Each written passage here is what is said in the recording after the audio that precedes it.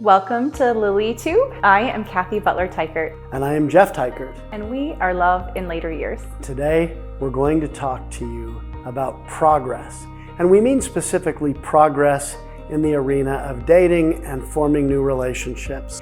And we want to talk about three different things: risk, vulnerability, and choice. So many mid-singles are doing mental backflips trying to figure out how to find love without risk. People try to figure it out without risk, but it doesn't really work. If you feel that you've ever had love happen without risk, it's probably because the other person took that risk. Have you ever wanted to ask somebody for a date or get to know somebody, but you have a party and invite 10 people, including the one person you really want to get to know because you want plausible deniability? Or have you ever asked a friend to go talk to somebody's friend and find out, does this person find me interesting? How well does that work? Never works. Somebody always has to take the risk of expressing how they feel, and then the other person, in order for the relationship to proceed forward, has to accept that offer and desire the same thing. The good news is it doesn't have to be as hard as we think.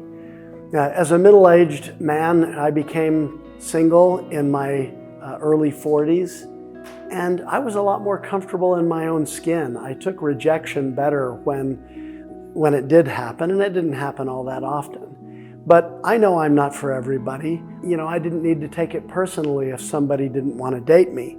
So that's an important thing to recognize when you think about taking risks. Another thing is, you want to do it fast. Don't stand there on the edge of the diving board looking down. Take a flying leap off the edge of that thing, and that's exhilarating. It's the same thing with asking someone for a date.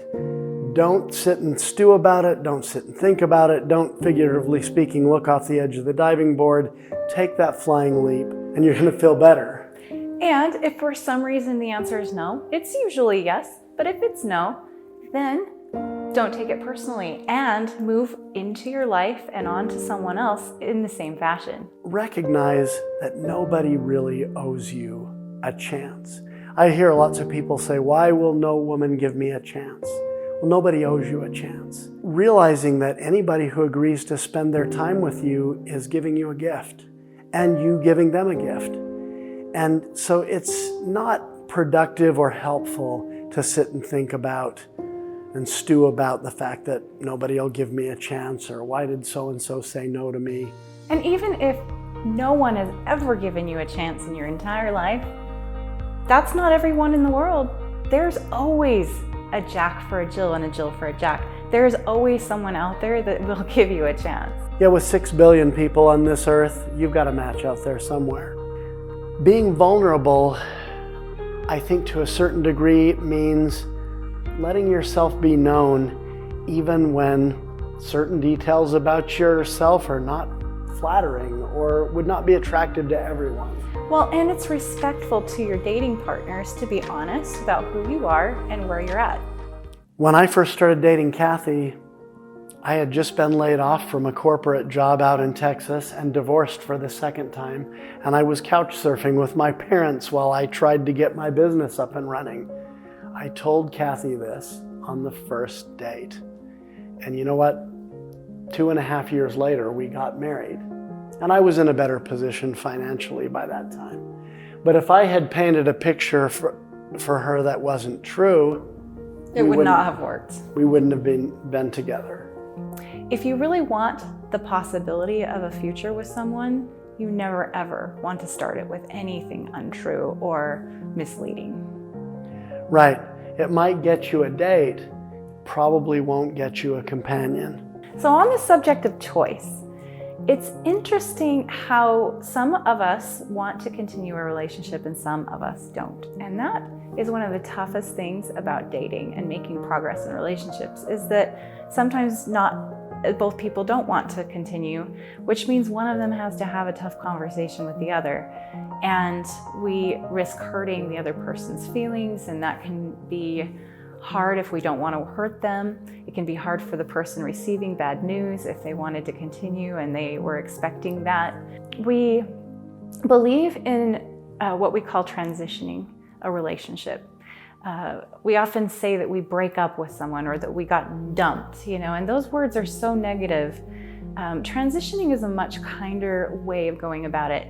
We certainly don't believe in ghosting. That is very immature, and it doesn't help the other person get closure. So it is important to have the hard conversation, but to do so in a kind way, and then respond in a mature manner. The mid-single community isn't as vast as we might think. People talk.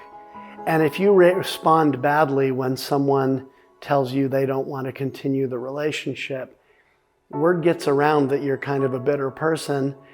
And Cathy and I actually had an experience with this. We were broken up for a year or We transitioned our relationship for a whole year.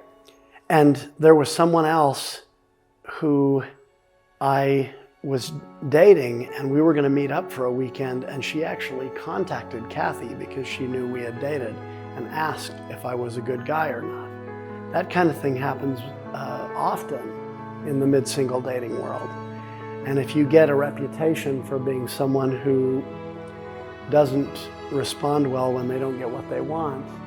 I personally wanted to end up with someone who I knew first and foremost valued my friendship. Remember, any time is a great time for more love in your life.